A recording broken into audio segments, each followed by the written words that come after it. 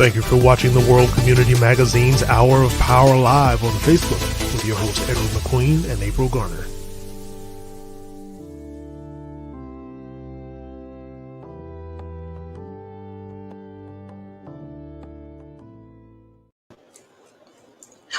Good evening to you. Good evening, Brother Edward. How are you doing?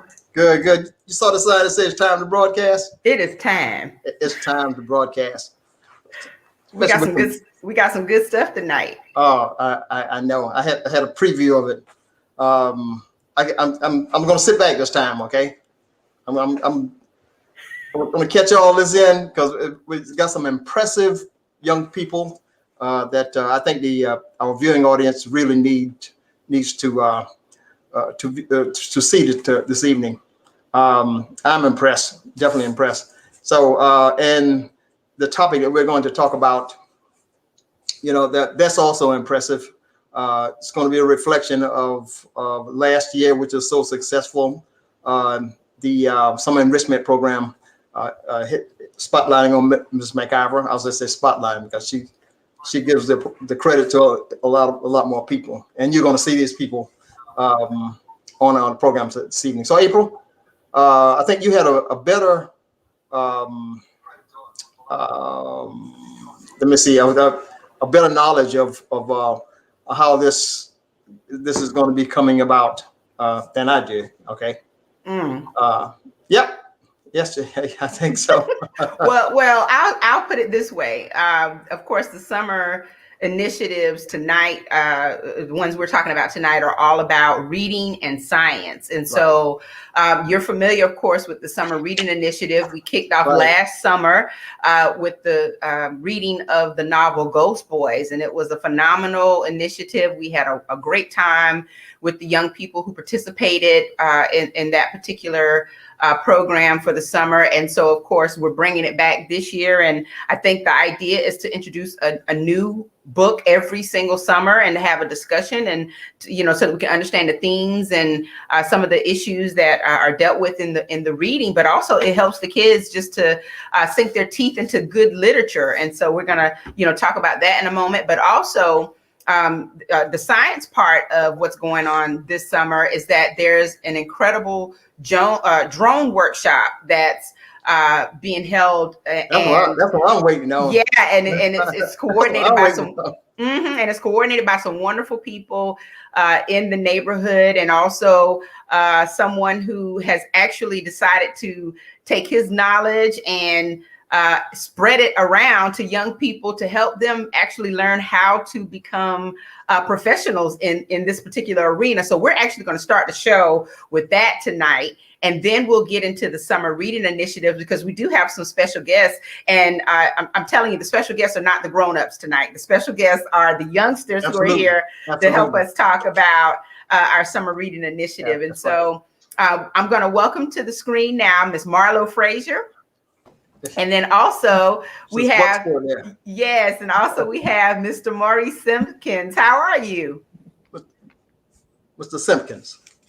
Yeah, you guys might be muted. I had them mute. I was giving them instructions. I had them mute earlier. I was muted. Hello. How are you all today? All right. Good, brother. What about you? Doing well. All right. Thank you guys for having me. Yes, thank you. So before we actually introduce our guests, we want to remind our viewers that if you have any questions or comments for any of our guests during tonight's show, please drop them into the comment section on Facebook, YouTube, or wherever you're watching. And we will moderate those comments and questions for our special guests. And I guarantee you're going to learn a lot tonight.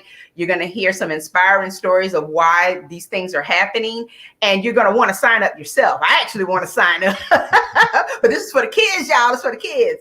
And so, I think we need to make sure that everyone knows who we have as our special guest on the platform tonight. So let's start with ladies first. How about you, Marlo? Tell everyone who you are and give us a little bit about your background. Okay. Hello, my name is Marlo Frazier, and I am born in Philly, raised in Connecticut, but I've been in the big city of Horry County for over 32 years, and live in the big city of Bucksport, and I have actually been in technology field for over 30 years, and been teaching young people about STEM, science, technology, engineering, and mathematics forever in Horry County. And it is just a wonderful opportunity to be here. During the school year, I teach for Horry County Schools at the Academy for Technology and Academics. Our program is Digital Art and Design. So I am a graphic design and a technology instructor. So, and it's wonderful to be here. And my passion is to serve the youth, and I am so proud of them. That's awesome. You just fool yourself. Yeah. Marlo, I tell you, she's a superstar, and the kids are very fortunate to have her as an educator. Horry County School District is very fortunate to have her. Yeah. Absolutely. Yeah. And so, of course, we have Maurice Simpkins with us. And Maurice, why don't you tell everyone about yourself? Yes, ma'am. Good evening, everyone. My name is Maurice Simpkins. A little country boy from Batesburg, Leesville, South Carolina, who has been blessed enough to have a path laid out in front of him that allowed him to do a lot of things in life, like set out a path for going to college at Coastal Carolina University, the Coastal Carolina University, Conway, South Carolina, for those of you who may not know. And as well being blessed with the inclination to be a guy in technology. I've been in technology since I was about 10 years old. I started coding then, and it took me now to where it led me, and I'm leading my higher education consulting firm and platform and building out software there post playing in the NFL. And so, I'll talk about a little bit of all of that, but thank you all for having me this evening. And I'm very excited about the drone program. It's a passion of mine. It's a passion of my daughters, and it's just something that's kind of taken over my mentality. And so I felt from the first moment I touched the drone that other kids could have that same empowerment, and I'm ready to pass the torch. Mm-hmm. So is it? Can we hear over here? Is that, or were your volume was quite low? I could hear him. Can you hear me now? Yeah. Okay. Yeah, but if anyone in the audience is listening, you can't hear any of our guests, just please let us know in the comments, and we'll make some. Yeah, we'll ask them to make some adjustments. Marlo mentioned STEAM careers and the STEAM fields, and we're used to hearing STEM, but okay, thank you, Philip Davis. He says I heard them well. We're used to hearing STEM, and I think that no matter how you say it, no matter what you include, as long as everyone understands that STEAM or STEM is the future and the future is now, I believe that that's the most important point that we can drive home tonight with our special guests, and also especially with the young people who are listening tonight. So, parents, I hope that you grab your young people and bring them into the room so that they can hear what's going on tonight, and understand that there's a lot that we need to prepare for the future. And it's empowering to hear that not only did, can I call you Maurice? Yes, ma'am. Not only did Maurice have the fortunate opportunity to, use his talents in the athletic arena and play NFL football, but he actually had a much bigger plan than that, and, found a way to turn his passion and his knowledge into something that is not only helping him, but it's and his clients, but it's also going to help young people to realize that there's a career path out there that is sustainable and that they will be able to grow in even at a young age. So, as the two of you think about the importance of STEM careers and even, this drone workshop, what are some of the things that come to mind when you think about why our young people need to get involved with workshops like this? Marlo, I'll let you start with that. Oh, really? Okay.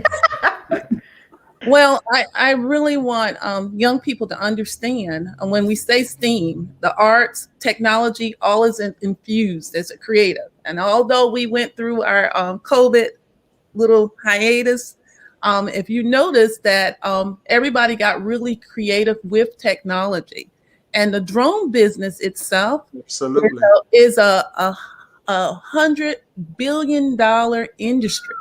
But a B. Right now, 2020 with a B. And it crosses every platform. When you're flying those drones, not only it's very economical, when in the construction field, you don't have to worry about putting those scaffolds up. You can fly those drones up to see the area, what you need to do, house inspection. It's every industry, in the real estate industry, on and on and on, and you can just look that up. Young people, please. And Maurice will talk more about how to become, how to become certified, and some of the things that you don't realize as a teen that you can do right now, and he will spin off of me with that in a minute. But like I said, it crosses every platform, including the arts, like Maurice said, he started very early. I started programming when I was 14 years old. I'm not going to tell my age. I said 30, but it's really 40 years of this. And I danced. I danced on companies as well. So it's like taking the scene, the arts, the drum, everything, and infusing everything into one. So you got the left side and the right side of the brain going at the same time, And that was very important. Yeah. As a whole, being able to, and kind of to add a little more on that for your question, April. For me, it's more so being able to open and expose them to the STEAM fields. Traditionally, as a culture, as a Black people, we are technologically inclined mentally. It's in us. But a lot of times, the barriers for access to that technology for a lot of us are too much to bear. They're too big for us to get around. And so one of the things I've really, really loved to do, and I'm so glad that Marlo is on board with it, is inspiring the kids from a young age. I want a child before, and I say this as a former NFL football player, I want a child before they ever put on a helmet, before they ever put on a pair of cleats, to understand the value of their brain, and then to use their body as the vehicle to get them where they want their brain to be. That is a lot of where I think we are able to provide that pathway with technology. It can open your brain early on. Your body is going to come up to itself. You're going to get broader shoulders. You're going to get a bigger neck. You're going to get stronger, bigger, faster. But cultivating that passion for learning at an early age will make that come back around full circle in the end. And Maurice, to piggyback on that, I have seen students that come in my classroom. It's something as simple as learning languages for web design. And they come in with fear. They don't know anything. It's like speaking a whole nother language. But it's amazing when you make it so easy for them. It comes second nature. Once they get over that fear, it's like, I got this, and I love it because it's now, like I said, COVID again, it really forced a lot of people to get on the boat with technology. And technology and it was like, wow, they finally got it, because either you get it or you don't get it. And COVID made a lot of people had to embrace it and say, hey, I'm not using it for games. I'm using it now for my livelihood. I'm using it now, for, my future and my education, et cetera, so. And they were definitely using it more than they normally would. And I think the interesting thing about the fear that you speak of is that a lot of young people don't realize that the use of technology is actually a strength that they have. And they've, for whatever reason, they have it at such a young age. I mean, when you see a 2 or 3 year old picking up somebody's phone and they know how to helping the person. Yeah, they know how to connect to a YouTube app and pull up Coco Melon or somebody that they want to watch on YouTube. I'm like, how does a little one know that? But first of all, you have to think about the fact that they're emulating what they see their parents do, and then of course their minds are sponges. So if they show them the 1 or 2 or 3 clicks, they're going to remember that type of thing. And absolutely, and so they have the strength, and I think it's just when it comes down to the fear part of it, it could just be those preconceived notions about technology and that's a lot of math, that's a lot of this, and so it's good that offering something like a drone workshop allows them to do some hands-on things that helps to take that fear away. And see, and that's what we're doing. We're trying to get young people to understand, to use it as a tool. Use technology as a tool. And Maurice is so wonderful with this, and it's so funny because I was really fearful of flying a drone, but thank goodness for him, he took that in 10 minutes. I was flying. This old lady was flying that drone in the sky, and he did such a wonderful job. And he took that away from me.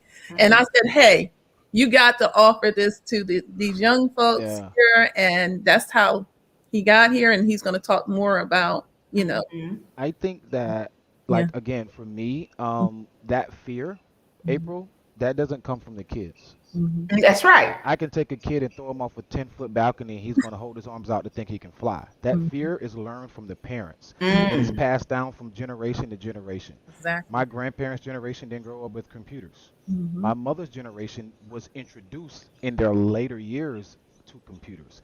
A lot of people in my generation had the opportunity to grow up with computers. Some of them did, some of them didn't. And so over time, that technological gap that we've seen in our communities has truly been created by that fear of parents, and that over the past 50 years, that blockade that our generations had to go through trying to get into technology and be accepted has created like a almost an unspoken fear. So, someone saying, well, you want to go into that field. I was a football player, and I was in high school building my own PC when my coach came to recruit me. Wow. And when I went to college at Coastal Carolina, many of the athletic people in the academic athletic team, they were fearful that the first football player in Coastal's history was going to come in and be a computer science degree major.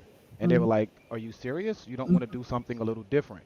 That right there showed me that that fear wasn't just in my community, Yeah.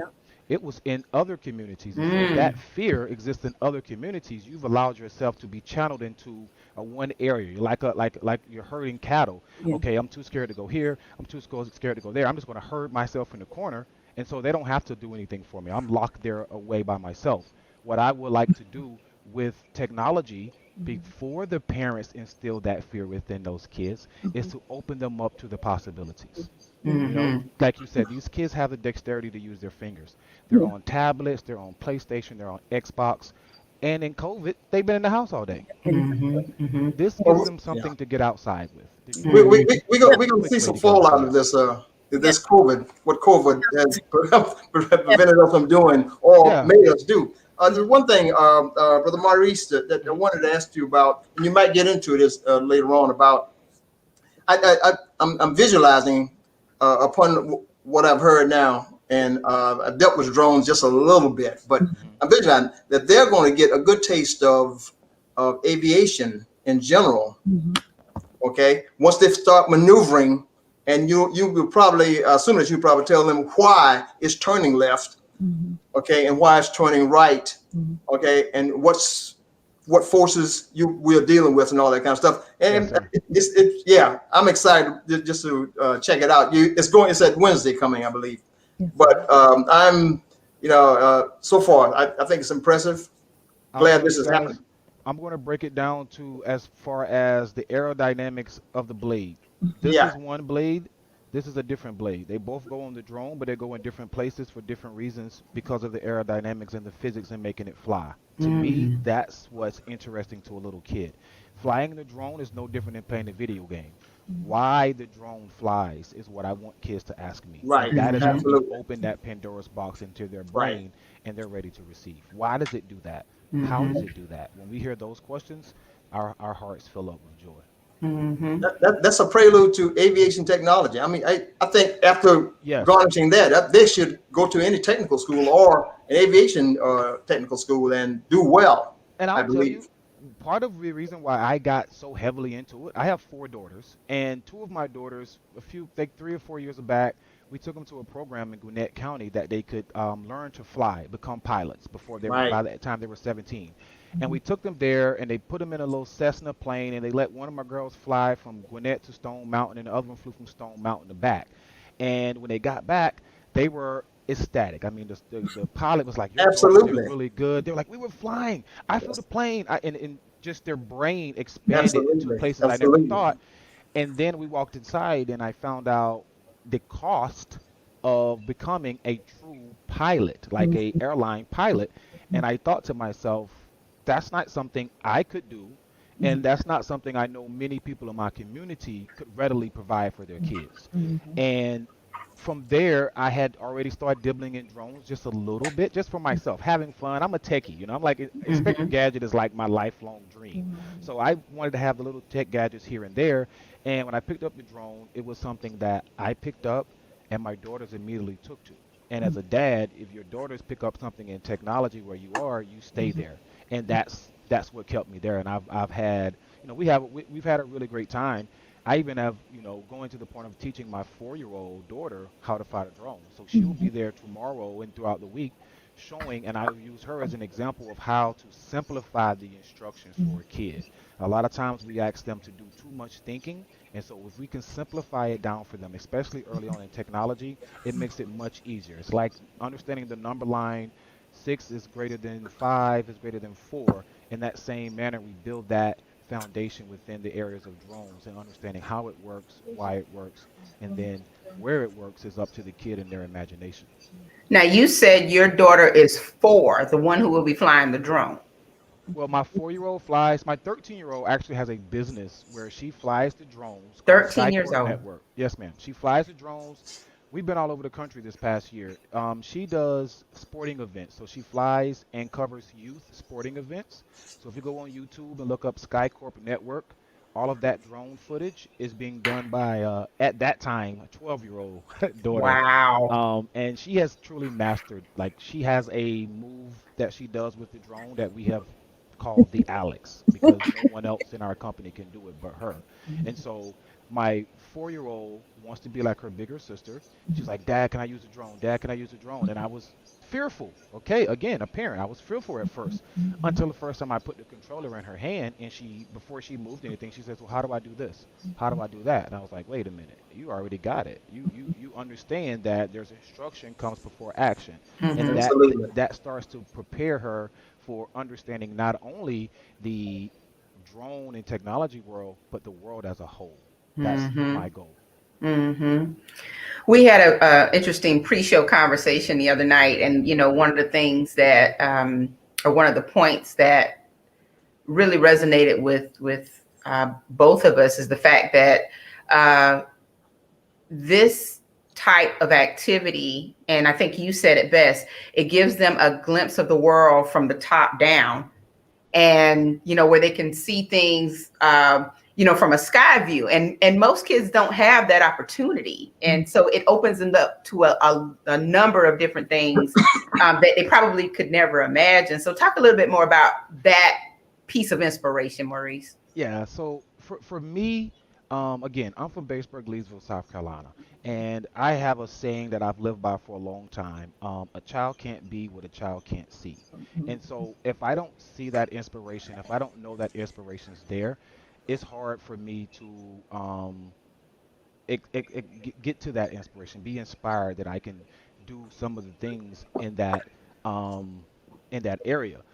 When it comes to the how do I put it, the opportunities that we've seen presented, you have a kid who sees every day all of his family members, everyone around him working hard, striving their best, doing their best, successful citizens in the community, and that's what they see.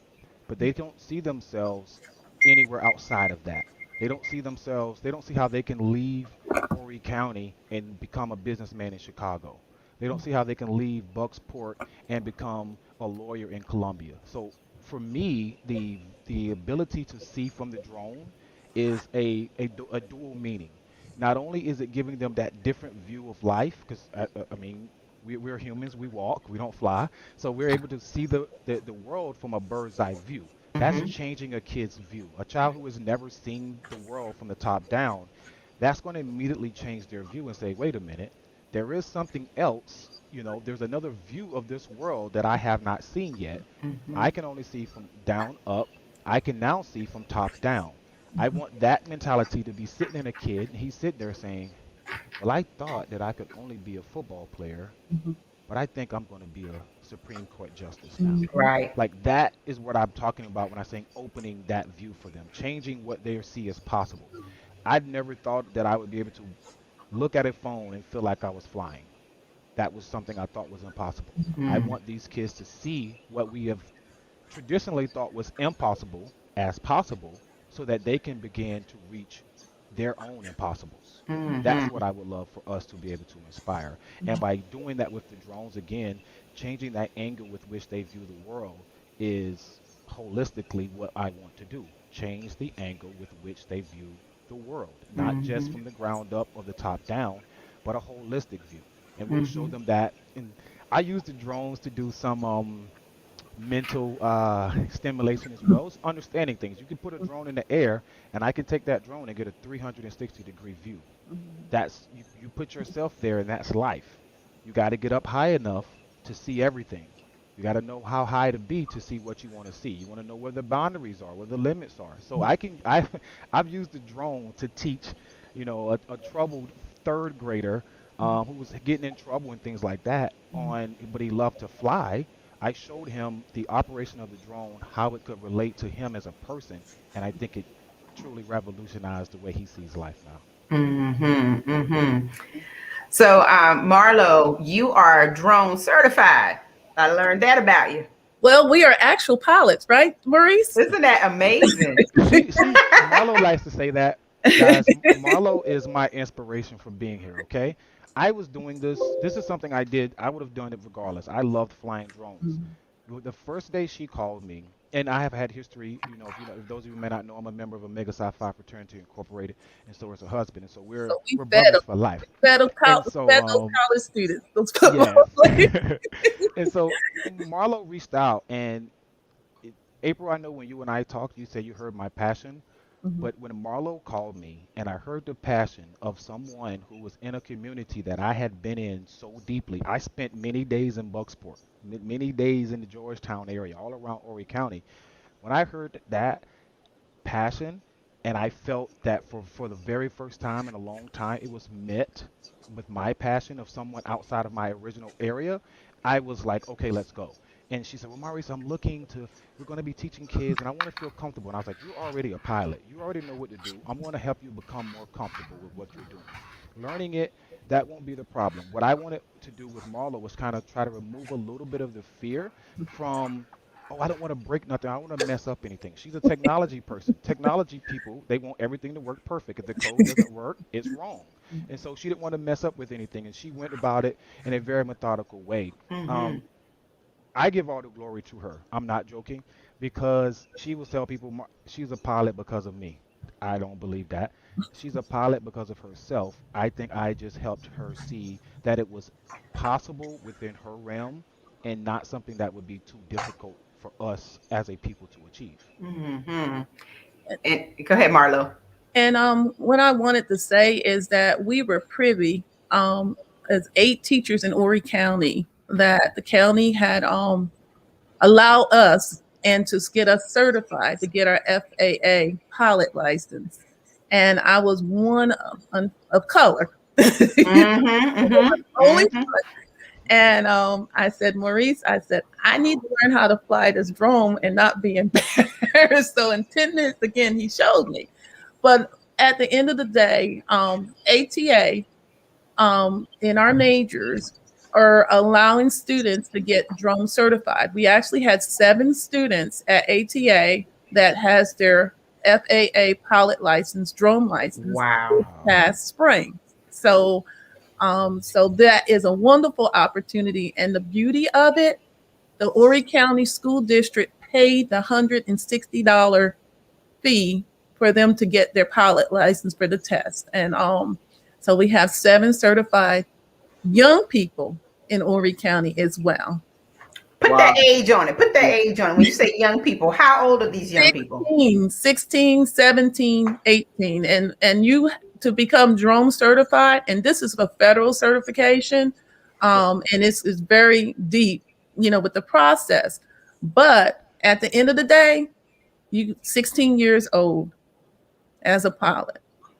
That And is that, That's and recently that's and changed. that's to make money. That's Yeah. right. That's to make money, and there's no limitation, right, Alex? Are you That's gonna right. speak? Hi, No hi, Alex. How are limitations, right? you? I'm gonna put the headphones on Alex for a moment. Okay. Just say hello.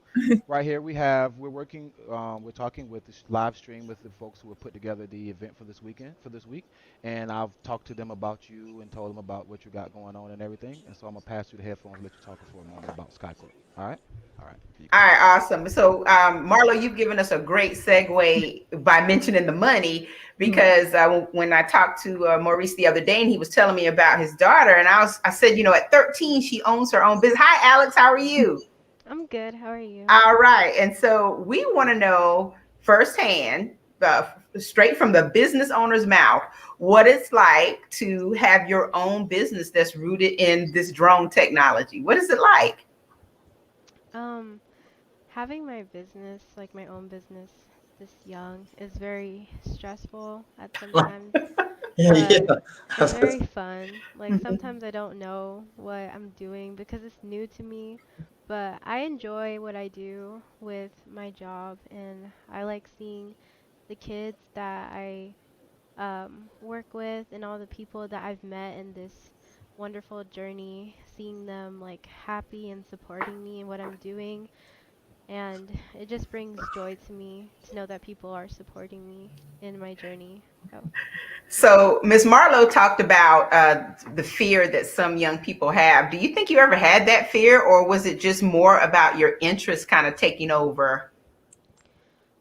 you mean fear like starting your own business? Starting your own business, working with the drones, the science, the technology, all of that. Um, well, starting a business takes a lot of courage. I know that you have to put a lot of sacrifice and risk a lot of things going into creating your own business. So it can be scary at sometimes. I was very skeptical about it at first because I was like, well, what if people don't like it or they just don't take it seriously because of how young I am.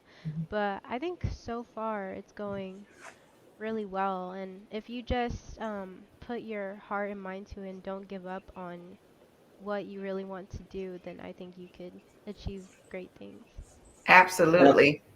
Yeah. So, someone wants to know if you're actually making money. Are you actually making money in your business? Oh, okay. So I'll answer that a little bit. Legally, Alex is not making money, Mm-hmm. but Alex is making more money in the past, I think from what, November to January. I think she was the highest earner in our household. Wow. In the middle of the pandemic, our daughter generated more income than my wife and I, even in our business, in a matter of about 2 or 3 months. And that was from a business that was only 2 or 3 months old at the time. And that's to Mm. show the the how hot drones are. Like Alex will tell you, we started doing the drone program. We got calls to go to California, Detroit, Washington D.C., Texas, Missouri, Kansas, Louisville. Like they want us to go all over the country. We've been to Florida 3 or 4 times, Biloxi, Mississippi for tournaments. And so it's also been an opportunity for Alex to do a lot of traveling and to get to understand how you budget when you travel for a business. We got on the road, we traveled to a place to go, and we get there to the hotel, and it's this massive hotel, and I'm like, I wonder if this was in budget. But now we're starting to think Mm. about that now as to where we and my wife is very good with doing like P&L and the balance sheets and stuff. So she's working with Alex on understanding that side of the business itself. I am blessed with the opportunity to help her with the fun side of the business, which is Mhm. growing and flying and things like that. But Alex picked up on it as a very, very young lady and has been honestly my inspiration for wanting to continue to do this. She was very quiet and conservative like myself. She's an introvert, but Introvert. this Hmm. brought her out. I mean, this brought her out of her shell. She's walking around at football games. She's interviewing hundreds of football players. She's giggling because football players are nervous to talk to her and she's got to interview them. And it's bringing her and giving her another social aspect that I know as a father is something that you couldn't have asked for in any other realm. And so having that technology open those pathways for other learning opportunities and social development. It's just to show you that it's not just the fingers of flying the drone and seeing what's in the air. It's a holistic part of who you are, and it can really increase the value of the type of person that you are as a whole. Mm-hmm. Well, So, go ahead, yeah, brother Edwin. yeah. Actually, unless I missed something, exactly what do the clients request of you? Like you said, people are calling from Okay. other states, Kansas and all that, and Georgia and all those places. So Alex leads a company called SkyCorp Network. We helped her launch this company. What they do is we broadcast football games from the drone. So imagine watching NFL football. When you watch NFL football on Sundays or Saturdays or college football, you're watching a series of about 8 to 12, sometimes 15 stationary cameras that are panned in views. This feed, Right. that feed, that feed, that feed. Absolutely. Yeah. My daughter does every one of those views from one drone. So the view that you see of a game, the drone can be behind the ball. It can follow the ball up the field, turn around. It does everything that 8 to 10 stationary cameras need to do. She can do with almost with her eyes closed now. That's how good she's gotten at it. And so we've been filming major football tournaments. We actually had an opportunity. Last year we filmed a team from Memphis.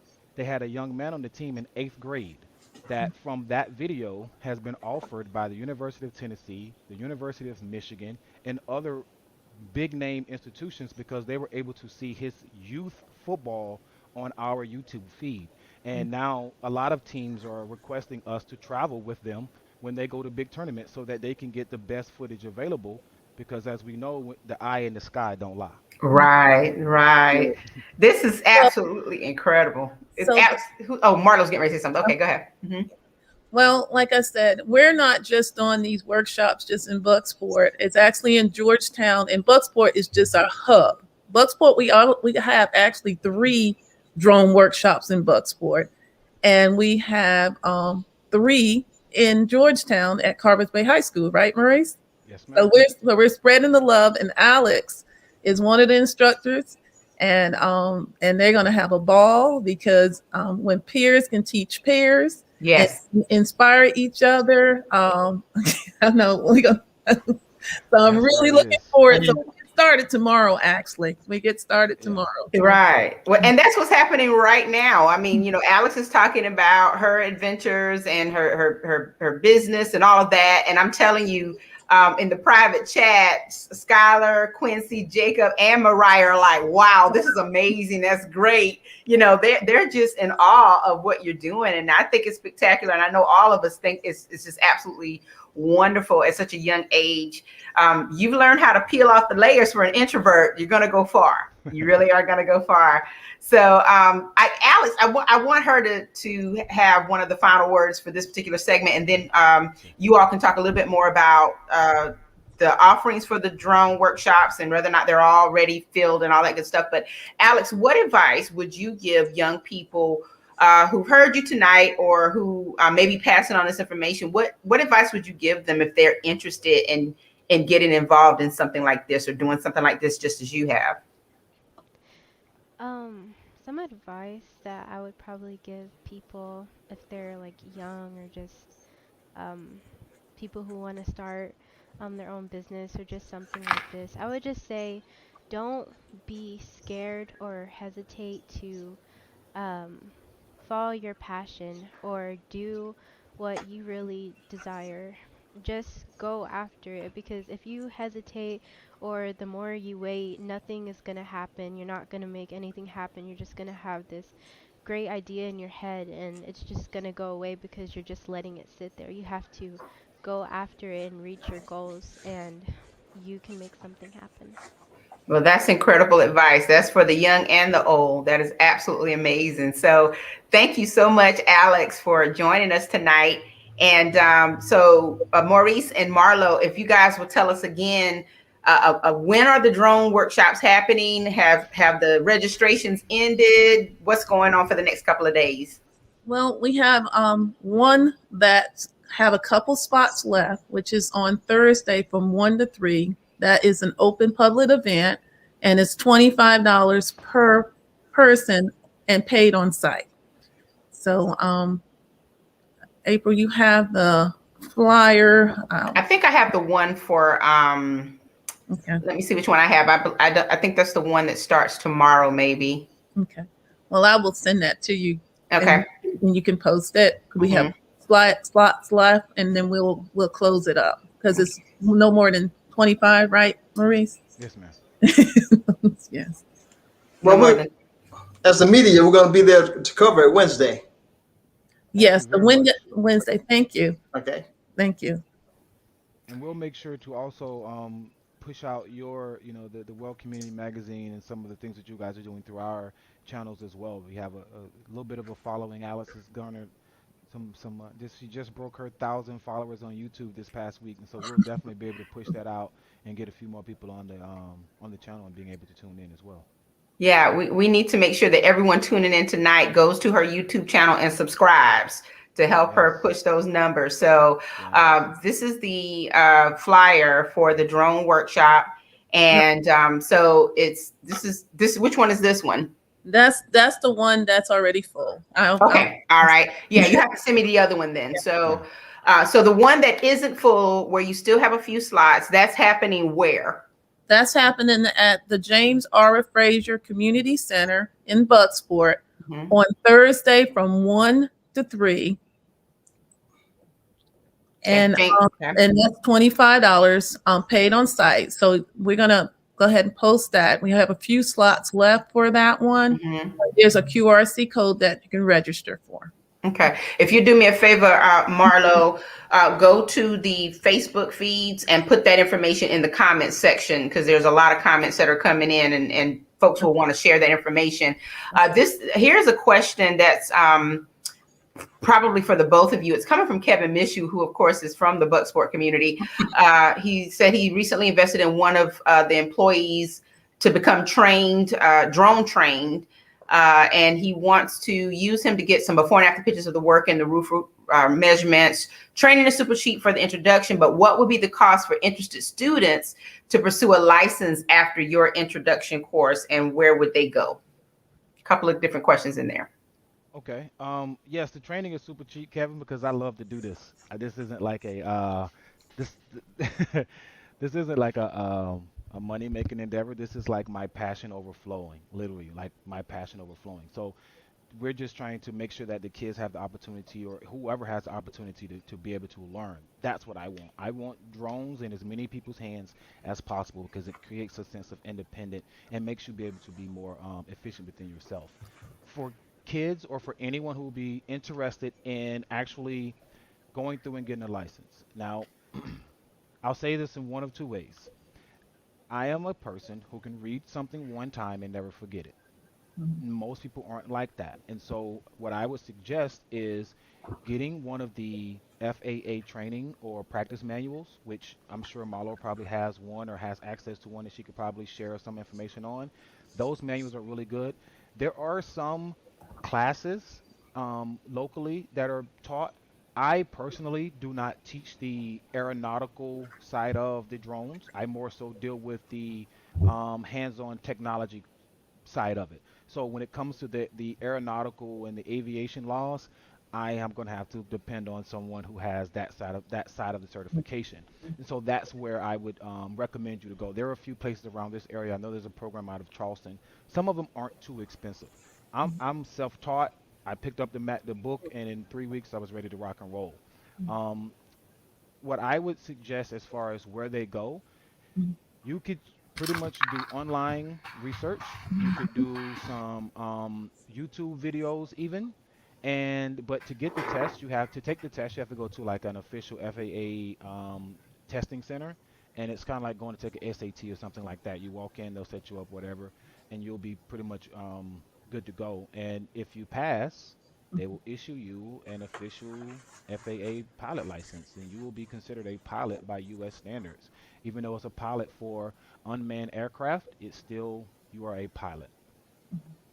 And if you're doing pictures of your roof work, Kevin, um, I'm going to throw some out there for you. If I can find my phone, it's an app. Give me 1 second. It's an app called. I use this thing all the time, bro. It's an app called. Sky Vector. No, I can't. I gotta find it. It maps your house for you. Okay. You give it the dimensions of your house. You put it in. Oh, it's called DH Mobile. DH. DH Mobile. It's a drone app, and it literally you can. I can take the hotel I'm in. I can tell it how tall the height hotel is. Tell it how wide it is. It will connect to Google Maps to get the dimensions of this hotel and go around this hotel and look and make it look like a movie if I wanted to. And I can sit in Wow. the room and not move. One thing I want to kind of mention, with because of the industry is being so it's starting to get saturated and it's a $100 billion industry. Rules are being it's being changed. That there's rules all the time, and Yes. and like Maurice said, these workshops that everybody jump on board are doing for the training. Unfortunately, as of April the 21st, a whole nother set of rules and regulations because this is federal. This is airspace. They're actually landing these drones that people are flying. You have to register them, and I mean, it is getting really crazy out there with this. Imagine my. So that's why we were trying to help put resources together for young people, for everybody who are interested, like Kevin Mishu, Hmm. because there is even the test went up. Okay, so as of July 1st, it went up an extra $15. So these are things to be mindful because they are constantly changing regulations, and certification is every 2 years now, Maurice? Yes, ma'am. And then you got to be 16. You got to go through a background check once you pass your test. I mean, this is all federal government regulation, and again, FAA stands for what's FAA stand for? Federal Federal Aviation Aviation Aviation Administration. Administration. Mhm. I know what it and stands they and for. I they just wanted they're them gonna to say police it. everything, literally everything in the air. Yes. But one of the things I wanted to say, Kevin, as well, drones are being used big time in the world of real estate, massively in the world of real estate. Um, One of the things that, and I'm gonna let you in on a tidbit here, Kevin. If you're doing real estate, I don't know I if you hope are, Kevin's taking notes. but I have a drone, and it'll be with me this week. It can fit in the palm of my hand. Hmm. And when you see most real estate videos, you see someone who's taking a drone and they're like zooming in on the house, coming out on the house, and things like that. What you've never, or you probably haven't because I've only done two of them, but I go into a home, I look at the dimensions of the house, and then I program my drone to go through that entire house.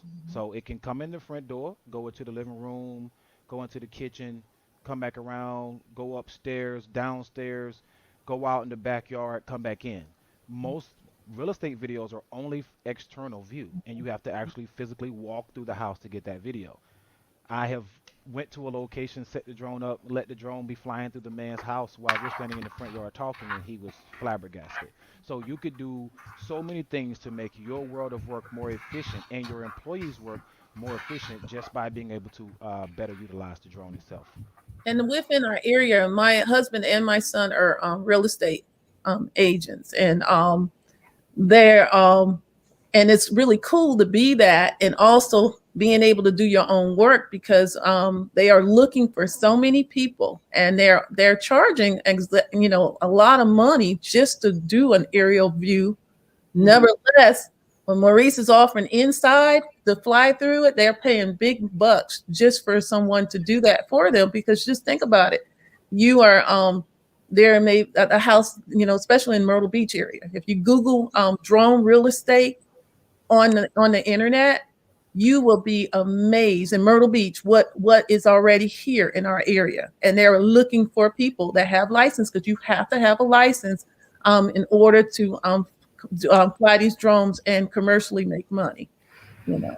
Well, it sounds like we have a lot of avenues Look, for some young people to really start their careers early and get in on this drone technology. And just like Marlo says, $100 billion business with billion with a B. And the market is getting saturated, but it's not too late for everyone to find their piece and get in there. So first of all, I want to say this has been fascinating, not only for the viewers, but also, again, I have to mention the young people who are waiting to come on and talk about the reading initiative. They're all excited, and I hope they're all signed up for the drone workshops. If not, I'm sure you'll be bringing it back to this area, and I'm not going to divulge a secret, but I know Maurice is working on something big for later on, and I can't wait to see that unfold. And so thank you both for coming on and talking about it.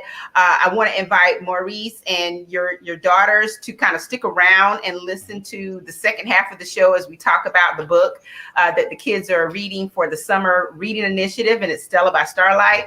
And then also, of course, I'm getting all kind of cues from the Queen in the background. But Maurice, we're hoping that you will be able to come back at the end of the reading initiative and actually talk to the kids who are in the reading program more about the drone technology, you and Marlo, more about drone technology and how they can get started. And even your daughter, Alex, it would be great to talk to this group of young people, and it may inspire them to, open their minds to something bigger. So thank you both so much. Yeah. Really do appreciate it. I want to be able to talk to them about their reading initiatives so I can be inspired by them. I mean, all right. The most inspirational people are those who read the most. And so I'm excited. I'm going to have to turn my camera off because my 4-year-old's jumping all over the place. But I'm going to put this on the TV and we're going to give you guys our full undivided attention. Well, that is awesome. Well, thank you so much. We're going to take a quick break, and then we're going to bring all the kids on. So that'll give you a chance to kind of get everyone situated at home as well. And we want to thank all of our viewers. Please stick around. We got some amazing kids who get ready to talk about an amazing book. So if you will give us just a moment, we will be right back.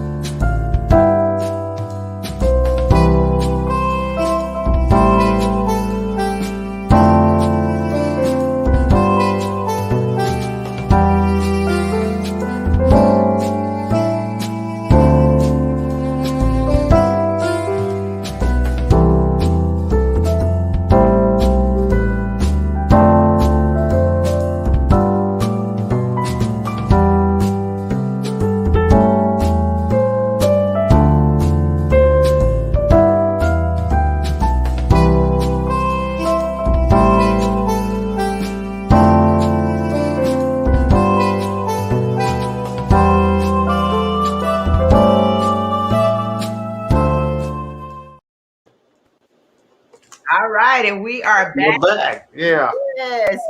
Hello, everyone. How are you? We're good. We're good. All right. Yes.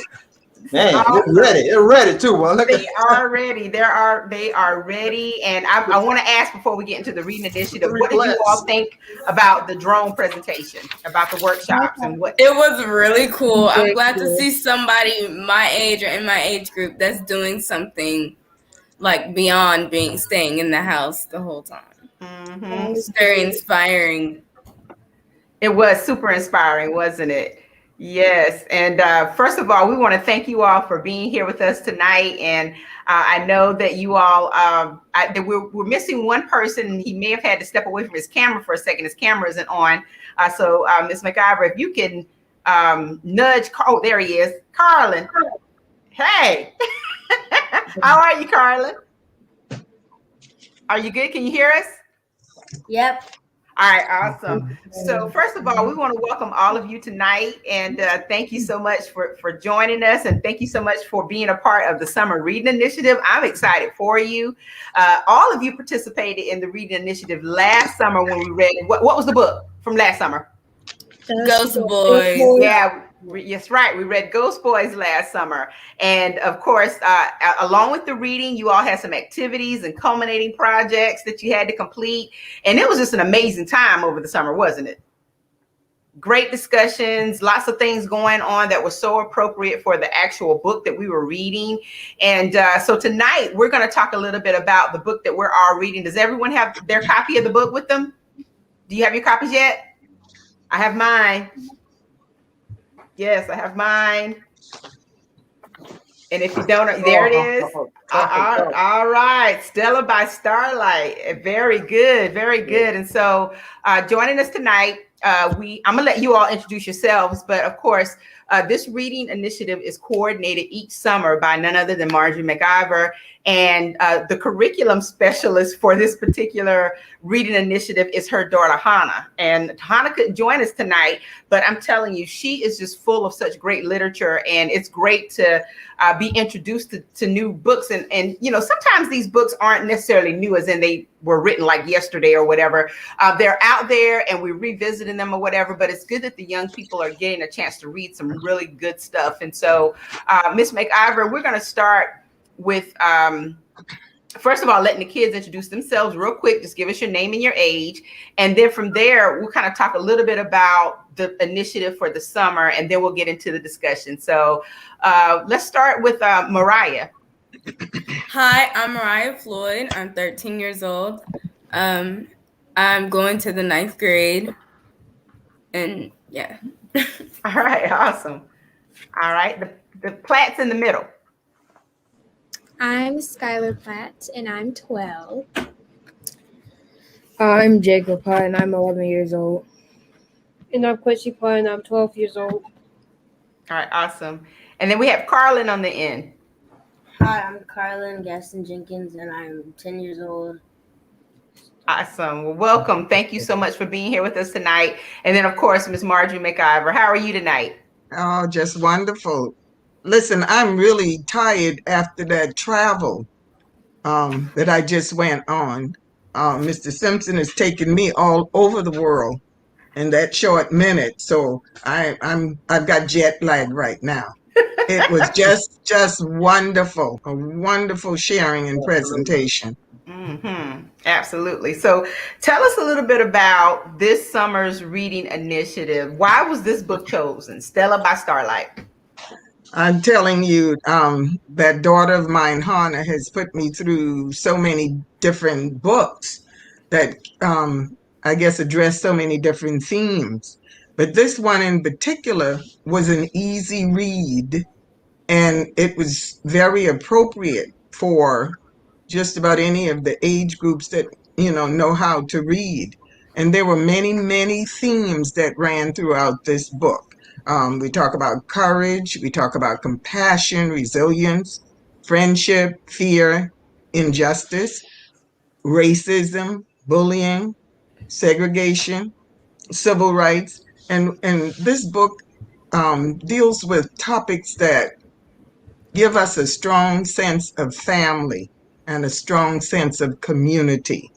And it also allows us to delve into our culture from many different standpoints. The issues that are shared by the elders, the wisdom that was so profound and deep in the book, are other themes that permeated this particular book. So that was one of the reasons why we chose that book. Mm-hmm. So our special guests, which of course are our young people tonight, they already have copies of the books and have started reading. And of course, it's a chapter book. There's I don't know how many chapters altogether, more than 40, but it's a I call it a quick read because it's interesting. Anytime you start reading a book and it's hard for you to put it down, it's a quick read. And so we're not going to go over the entire book tonight. That's not what this part of the broadcast is about, but it is about just introducing, some of the elements that are in the book, and just to show everyone that, our young people who are already reading the book will be able to get into a discussion about the themes and, what the content and the context of the book really means to them. It's a lot like what we did with Ghost Boys, in that, they were able to read it, and then we were able to talk about it a bit, and they were able to express themselves through activities and projects that they presented at the end of this program. So what I'm going to do is just kind of open it up for all of you, and anyone can answer. It's there's no particular person who needs to answer this question, but let's kind of set the stage for the book real quick. So can you tell me the names of the two main characters in the beginning of the book? Stella and JoJo. Yes, Stella and JoJo. And so Stella and JoJo, Stella Mills is her name. Her brother's name is JoJo. And so Stella and JoJo actually witnessed something happening in the woods one night. And that's how the novel opens. It opens with a powerful description of a fire burning in the woods in the middle of the night. So how does this capture your attention? What was compelling about that particular scene? It was scary but like I had an idea of what was going on and what was happening, but I didn't know what they were burning. So it could have been a house, it could have been anything. So, I mean, you never know. So it was kind of scary to me. Mm-hmm. What were some of the descriptions that were used? What kind of night was it? Do you remember? It was a starry night. Remember, it was a starry night, right? Okay. All right. So Mariah says it was a little scary. How did you all feel about it? The Platts and Carlin, what were you thinking? It was very suspenseful to me from the very first sentence when it said 9 hooded figures. I was like, what's going on? Mm-hmm. What's happening? Mm-hmm. And so as we continue to read the book, what were some predictions did you make initially when you first read about the fire? What did you think was going on? That the Ku Klux Klan were rallying to scare away the Black people. Like, that was kind of obvious to me. And it probably was obvious to you because of pretty much the setting of the times, correct? You kind of get a feeling of or for what was going on based on some of the things that were described in the book. So as we were reading through the book, of course, we know that, or the first couple of chapters, we know that this fire is happening, and the people in the community are a bit scared. They're a bit upset. They're trying to figure out what to do. And then the story kind of shifts to more of a setting where Stella and her brother and her peers are able to get together. So do you all remember the classroom scene? Have you gotten that far in your reading? What was Stella's classroom like? It was an older classroom. It wasn't terrible, but it was filled with hand-me-downs from the non-minority schools. And everything in there was kind of old. Even the piano in there, it was old and the keys weren't working. Okay. And how is that different from the classrooms that you're in today? Well, we don't really have like the wooden desks or the old pianos or anything. It's not that different, but the technology, and like we still have all the American flags that we have to pledge to, and yeah. Okay.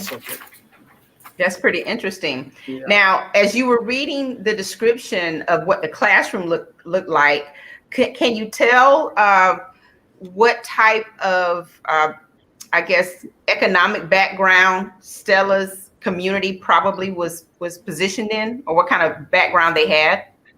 Were they rich? Were they poor? It was kind of like in the middle, kind of.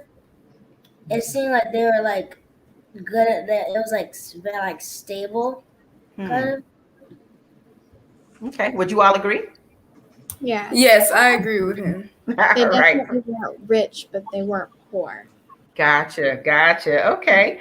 So why do you think Stella has such a great love for newspapers? What was the significance of the newspapers? Do you remember where we first learned about the newspapers? Yes, Where were they're decorations on their walls. That's right. The Platt brothers seem like they want to say something. Yeah, y'all jump in. Hey, brother. Also, she started loving newspapers because every night her father, he would read them to her. And as you guys said, that their wallpaper was newspapers, so she was always reading them. Okay. All right. Absolutely. Yeah. So do you remember how many doctors were in Bumblebee, North Carolina? 2. 2, yeah. Two. Who were the two doctors? Dr. Hawkins and Dr. Packard. And what was the difference between the two? One of them were black, and the other one was a white doctor. And as you read through the book and you read through that chapter where the doctors were introduced, I think that I know when I read it, one of the things that kind of stuck out with me was what the doctors were able to do from the standpoint of treating patients. Uh-huh. And do you all remember that? Yes. What they were able to do and not able to do. And so there are lots of themes that are in the book, and we can't get into all of them tonight. But as you think about some of the things that you've read just in the first, 7 or 8 or 9 chapters, what are your thoughts when you think about what's going on in society today? Are we different from that? Or are we the same? Or do you think we've come a long way? We're getting better, I can say. We're getting better at what?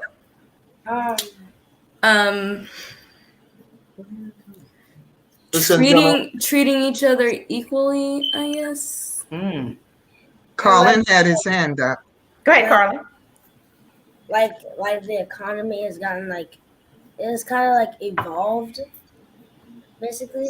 Some big words from a 10-year-old. The economy has evolved. Yeah. Okay. Economy evolved. Yes. So economics is, I'm sure, one of the things that's kind of like an underlying theme when you compare what their families had versus what other families had in the communities, right. Even in across racial lines even. And so, when I know Ms. McIver mentioned some of the themes that are major themes in the book, but what were some of the things that you all thought about as you were reading the book? What were some of the points that you're like, this is about so-and-so, and this is about, X. What were some of the things that you were thinking about? What was prevalent in the book? Like to me, or just to the book in general? The book in general, what you've read so far. What are some of the themes that kind of have surfaced for you? How some of the privileged white people were welcoming to the kids. Like, for example, at the candy store, when they went to school every morning, she was nice to them. She welcomed them and made them feel loved. So there was kindness. There was much kindness. Okay, kindness there. Okay. All right. Anybody else want to mention a theme that they remember from the book so far? Kindness was also shown in the book later when the Spencer's house was set on fire, and even some of the people from town, they came down and they helped them get the house under control. So I know that we have a lot more to read in the book, and of course we just wanted to kind of introduce it to everyone so that you all would know, our viewers and anyone else who may be getting ready to read the book would understand what we're about to discover with this particular novel. But as you read the book, what do you think about it so far? Is it something that is teaching you some valuable lessons so far? Are you picking up on the wisdom that's shown in the book? Definitely. Okay, talk about that a little bit. Talk about that a little bit. It kind of teaches that we have it back then. We have it way better than they did. So it teaches us to be appreciative of what we have now. And even though we're not all the way where we need to be yet, we are getting much better society-wise. And it also seems like that they probably didn't have that good of an education, that we have. And we should be grateful for that. That's pretty deep, isn't it, Ms. McIver? Yeah, it sure is. It really is. What do you think about the kids' commentary so far as what's going on in the book? I think it's wonderful, but we don't want them either to lose sight of what we are not doing with these book reads. One of the things I wanted to share is that we didn't select this book to teach about hatred or bigotry. We wanted to teach the youth the history that has been missing from our textbooks so far. And as we go further into a discussion, we look at this I guess this bill that is now banning critical race theory from being taught in the classrooms. Well, here's the way I would look at that.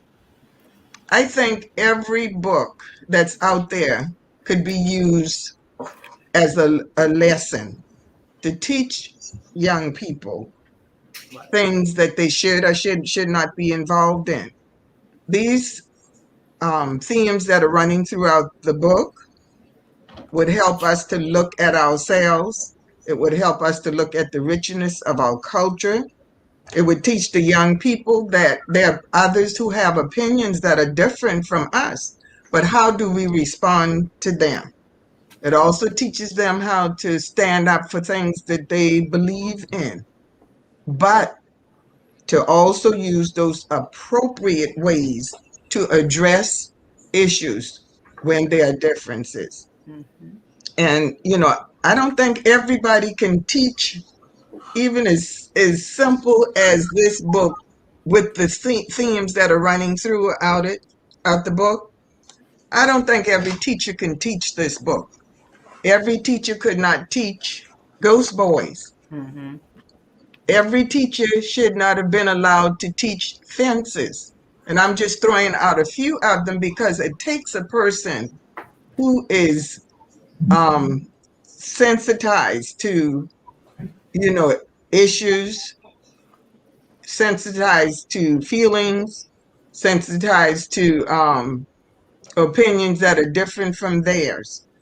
So, on the one hand, I could see where some of these issues cannot be addressed in the schools unless the teachers are trained, unless the administrators are trained. So, from that standpoint, I wholeheartedly agree with that. But this book is not really about a cross being burned. Right. It's merely about the attitudes of the people that live in this particular town in Bumblebee, North Carolina. Mm-hmm. So we don't want to lose sight of all of the life lessons that are taught and learned through this book by looking at the burning of the cross, because those situations really have not changed. The cross may not be burned as such, but the cross in this instance is symbolic of the attitudes of the people who lived during that time. So we want the young people who are a part of this. We have 18 young persons from the ages 8 through 12, and we have 15 of our high schoolers. It's down from 10 from last year because a lot of them are working. But even though our young people are working, I still ask the parents to put a book in their hand as they have these iPhones in their hands. And we're going to encourage the young people to continue to read because, as Mr. Simpkins said, the books can take you places where you probably can't go. And that's called the being there experiences. You may not be able to be there, but those books can take you on travels, to places that you've never dreamed of even going or that you've dreamt of going to. So I think about the different view of life, as Mr. Maurice said, the different view of life that you can see or witness, or the life that's not yet seen. Mm-hmm. So we encourage the young people to read, read, read. Don't forget the family values that are being taught in this book. The sense of community, where Right. these families have band together. Even the voting rights that they were not allowed back then. And we see now what's happening with the right to vote in many of the states today, what's trying to be done in those states. So we don't want to lose sight of the other themes in the book by dealing with the KKK, because that's not the issue. Okay. Mm-hmm.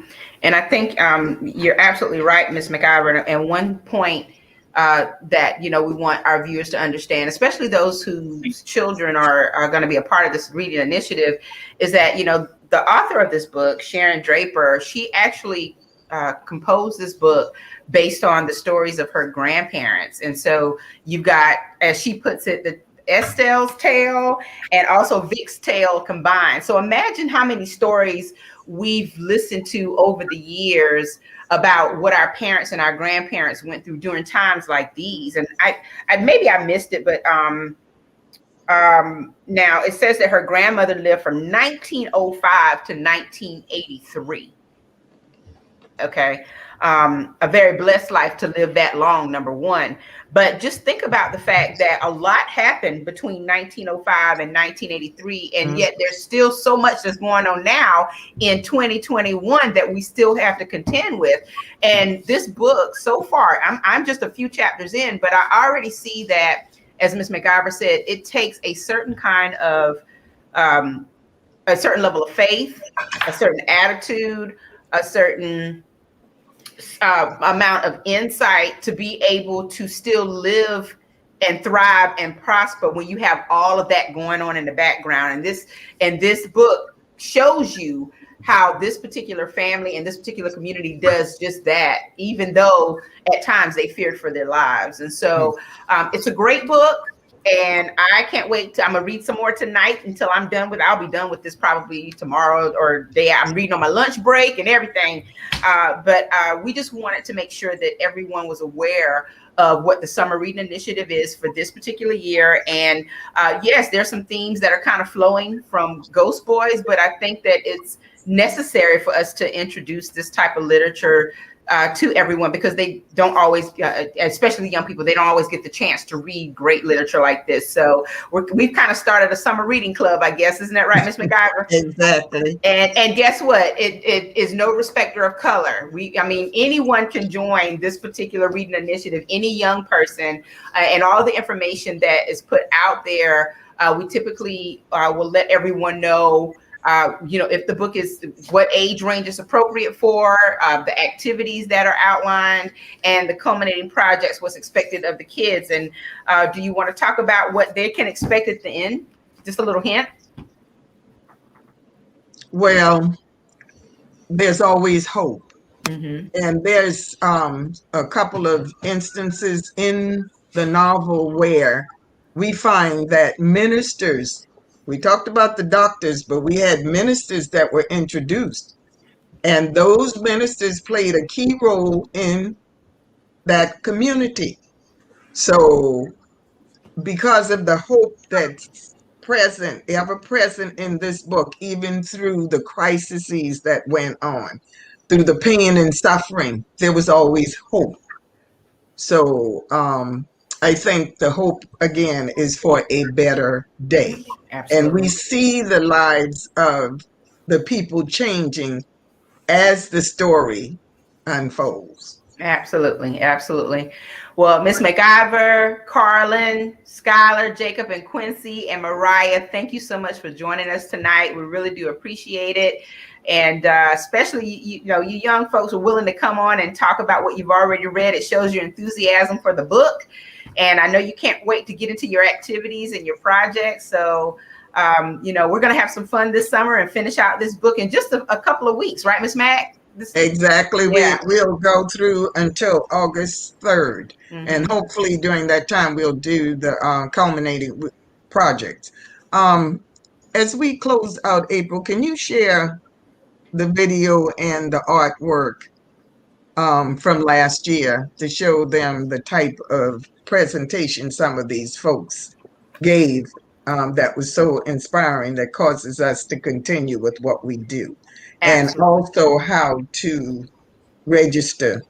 We only have a few spots left, so if anybody else wants to come in, they need to get on it tonight. And so how many do you have right now, Ms. McIver? We have 15 high schoolers and 18 ages 8 through 12. So 33 so far? Pardon? 33 so far, huh? 33, so I only have a couple of spots available. But if it's the high schoolers, we definitely want them to try to get in. So put the job aside for a few minutes, put the phone down for a few minutes, and pick up the book. Okay. If you want to register, you can go to wcmmagazine.net and click on Summer Reading Initiative to access the form, or you can go to the networkconnects.com, and I'll put it in the banners before we leave tonight. But if you go there, it's a really simple form. Just click, fill out everything that's on the form and submit it, and Ms. McIver will get your information, and then we'll kind of take it from there. But this is a picture from last year's Ghost Boys reading, and this was done by Riley Thomas. Very, very powerful sketch of Breonna Taylor. And of course, this was based on her expression of what she learned from the reading and from the activities and the culminating project that she put together. So we wanted to show this tonight. And I know that April Thomas is really proud of Riley and Jack. They were both in the program last year. And so we just wanted to make sure that everyone had a chance to take a look at this picture of in honor of Miss Taylor. And then, of course, what I'm going to show as well is part of a culminating project from one of the participants from last year, Layla Brumel. And she was very creative in how she put together her project. So let me put up on the banner real quick. April, the picture that she was holding, that was, I believe, was Emmett Till?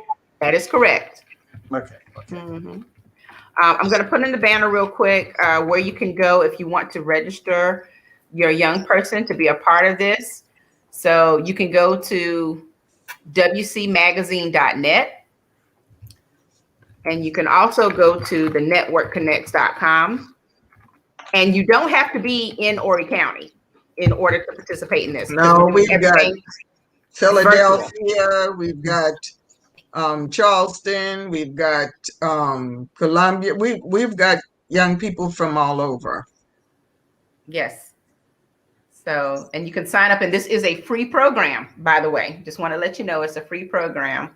So I'm going to kind of scan the comments. We have, one of the, I think participants is viewing tonight, Destiny Porterfield. She says amazing. And Destiny, I don't know how much you've read so far, but I'm sure you were nodding your head when all of your peers were talking about some of the themes that were prevalent in the book, and can't wait to see your culminating project. So we want to thank everyone tonight for joining us. Thank you, Brother Edward, for allowing us to use the platform to talk about these summer initiatives. This is all about the youth and the young people. Absolutely, absolutely. I'm telling you. Always allowed. All right, all right. Always allowed. Absolutely. So I'm going to take us out. Oh, by the way, thank you, special guests, Carlin, Quincy, Jacob, Skylar, Mariah. Thank you guys for being with us tonight. Really appreciate it. Thank you for having me. Yes, and look forward to seeing you guys in a couple of weeks. It was a lot of fun, wasn't it? Yeah, and of course, we want to thank Marlo Frazier and Maurice Simpkins and his daughter, Alex, for being with us tonight as well. And we're going to see them again. They're going to be back. So I just want to take you out with this. One day, when the glory comes, it will be ours. It will be ours. Oh, one day, when the fight is won, and we will be sure. We will be sure. Oh, glory. The Inside Scoop. Black woman shot and killed in her own home. Atatiana Jefferson. Miss Jefferson was shot and killed in her home in Miami, Florida. Officer Aaron Dean, shown below, shot her through the window in front of her nephew. The officer resigned and was later charged with murder. Now the war is not over, victory isn't won, and we'll fight on to the finish. And when it's all done, we'll cry glory. Oh, glory. Oh, glory. We cry glory. Oh, glory. Oh, glory. One day when the glory comes, it will be ours. It will be ours. Oh, one day when the war is won, we will be sure. We will be sure. Oh, glory.